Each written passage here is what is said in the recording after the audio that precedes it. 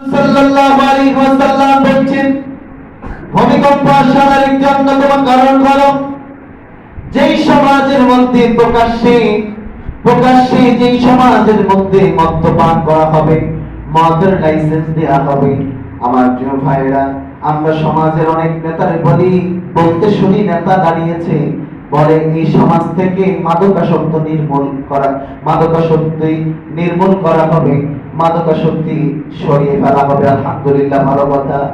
কিন্তু আল্লাহ পাক রব্বুল আলামিন বলছেন নেশাদার দ্রব্য হারাম। হারাম মানে শুধু নির্মূল করার নাম না, পদক্ষেপ গ্রহণ করার নাম না।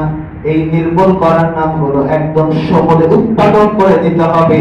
এই সমাজে যেন নেশাদার দ্রব্য চলতে না পারে, এই লাইসেন্স গুলো আমাদের বন্ধ করতে হবে। কথা বলেন ঠিক কিনা? যদি করতে পারেন ভূমিকম্প আসবে না। এটা আল্লাহ রাসূলের কথা।